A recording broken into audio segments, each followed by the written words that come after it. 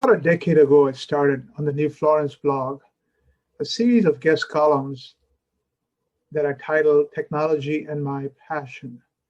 So it was meant to encourage folks to write about their hobbies, their interests, their charities, things they did in their spare time, and bring out a technology angle to them. So, how the hobby had evolved since they first were introduced to it, how it keeps evolving, what have they tried to make the interest better.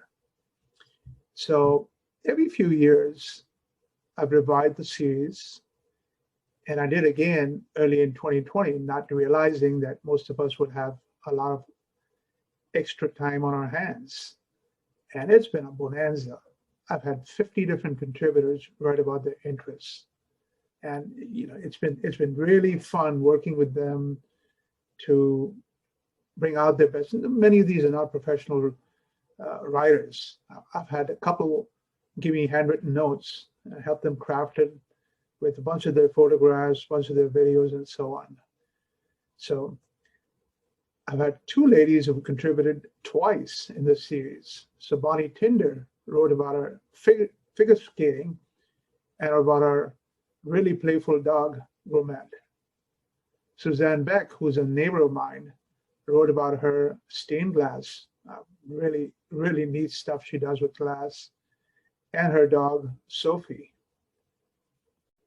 So Charlie Bess, when he lived in Texas, had written about his CB radio and work with, kids with electronics and so on. And now that he's retired, he wrote from South Carolina about his woodworking, amazing exercise in different forms of tree, botany, basically. Jeff Nolan had written about woodworking about a decade ago. And this time he came back and wrote about urban farming, what he's been doing, raising eggs, harvesting honey, and so on. Pretty interesting stuff. So, wide range of contributors in terms of age. Youngest was Priya Kumar, who wrote about her flute in the school band. She's an amazing musical talent. And on the other hand, Sam Noto, who I worked with 25 years ago, he's had a second, actually a third career, in this case around sculpting. A bunch of stone, metal, leather, just amazing what he can do with different stuff. And he talked about different exhibits that he's had. He's had a pretty remarkable sculpting career. Some of the contributors are really creative in their contributions. So Sandy Lowe of Zoho, who's a very talented piano player, created 6 videos for me of her quarantine compositions, including one from Phantom of the Opera. So that was a pretty creative way to put a column together. My nephew, Nitesh, has been just cooking up a storm with his wife, Iran. He included 20 different recipes and images of the cooking of Italian food, Indian food, Turkish food, desserts, all kinds, as you can imagine.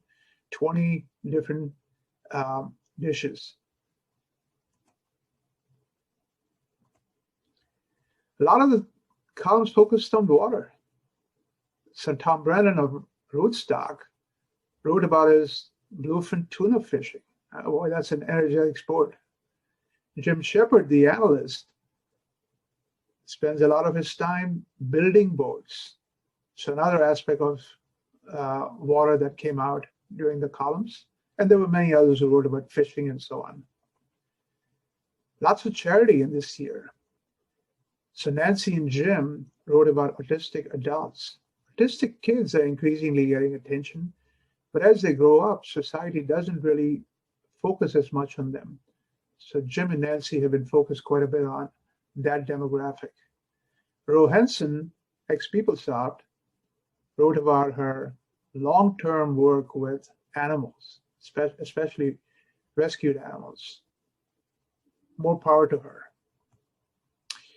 In this year, obviously, health was a major concern. So it was really nice to have Laura Lederman, ex-Wall Street analyst, write about her greenhouse with organic herbs and her yoga and so on.